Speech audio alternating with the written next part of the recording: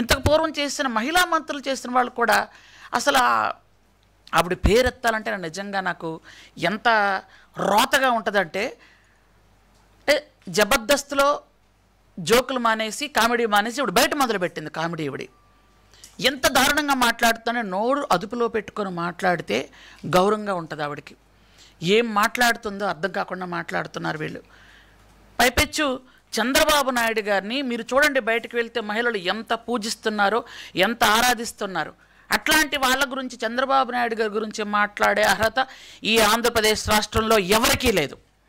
ఆయన విమర్శించే స్థాయి ఎవరికీ లేదు, ఎవరికీ రాదు కూడా. అట్లాంటిది ఆయన విమర్శించే స్థాయికి వెళ్ళిపోయి అంటే మీకు పిచ్చి ముదిరింది అని ఇంకొకసారి నిరూపించుకుంటున్నారు. మీకు మందులు సరిపోకపోతే వేరే దగ్గరికి వెళ్ళి మందులు వాడుకోండి. అంతేగాని ఈరోజు ఇచ్చినటువంటి మహిళలకు ఇస్తున్నటువంటి గౌరవం, కూటమి ప్రభుత్వం ముఖ్యంగా చంద్రబాబు నాయుడు గారు మహిళలకు ఇస్తున్నటువంటి పథకాలు మీరు చూస్తున్నారు. ఈరోజు 3 గ్యాస్ సిలిండర్లు ఫ్రీగా వస్తున్నాయి అని అంటే మహిళల్లో ఎంత ఆనందం ఉందో తెలుసా మీకు? అంటే ఒక సామాన్య మహిళ, ఒక పేద మహిళలకి గ్యాస్ సిలిండర్ ఫ్రీగా వస్తుంది అని అంటే వాళ్ళకి ఎంత సంతోషంగా ఉంటుందో ఆ స్థాయిలో నిలబడి ఆలోచిస్తే మీకు అర్థమవుతుంది. మొన్నటిదాకా ఈ గ్యాస్ సిలిండర్ల రేట్లు ఇష్టానుసారంగా పెంచుకునేటప్పుడు బాదుడే అని ప్రోగ్రాం చేసేటప్పుడు మేము మహిళలు బయటకు వచ్చి గ్యాస్ సిలిండర్ ముట్టుకుంటే భయం వేస్తుందమ్మా, ముట్టించాలంటే భయం వేస్తుంది అనేవాళ్ళు. ఈరోజు 3 గ్యాస్ సిలిండర్ ఫ్రీ ఇస్తే ఎంత ఆనందంగా ఉన్నారో తెలుసా? మీరు ఎంతమంది పిల్లలను ఒక్కరికే తల్లికి వందనం ఇచ్చారు.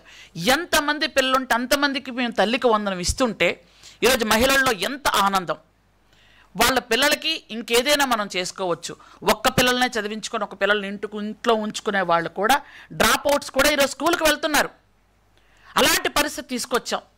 ఈరోజు ఫ్రీ బస్సు కానీ, అలాగే మీరు 250 పెంచడానికి ఒక సంవత్సరం ఆలోచించారే మీరు పెన్షన్ పెంచడానికి. అలాంటి ఈ సంవత్సర కాలంలో మేము ఇన్ని పథకాలు ఇస్తున్నామే, ఎలా మాట్లాడగలుగుతున్నారు మీరు? 250 కేవలం పెన్షన్ 250 పెంచడానికి మీకు ఒక సంవత్సర కాలం పట్టింది. 1000 రూపాయలు పెంచడానికి 5 సంవత్సరాలు చేశారు మీరు. అట్లాంటి ఈ ఒక్క సంవత్సర కాలంలోనే సూపర్ 6ని సూపర్ హిట్ చేశాం మేము. మీరు ఎలా మాట్లాడగలుగుతున్నారు ఇష్టానుసారంగా? మీకు బాధ్యత లేదు, బరువు లేదు, అసలు ఏ విధంగా మీకు సంస్కారం లేదు. ఎలా మాట్లాడతారు ఇష్టానుసారంగా? పథకాలు ఇచ్చేటప్పుడు సూపర్ 6 పథకాలు సూపర్ హిట్ అయ్యాయి. ఈరోజు 4000 రూపాయల పెన్షన్ తీసుకుంటున్నారు, 6000 దివ్యాంగులు తీసుకుంటున్నారు, దీర్ఘకాలిక వ్యాధులతో బాధపడిన వాళ్ళు 10,000 తీసుకుంటున్నారు, 15,000 మంచానికి అంకితమైన వాళ్ళు తీసుకుంటున్నారు. వాళ్ళు ఎంత సంతోషంగా ఉన్నారు. మీరెందుకు, అసలు మీకెందుకు అంత ఉక్రోషం? ప్రజలు క్షేమంగా ఉండడం ఇష్టం ఉండదా మీకు?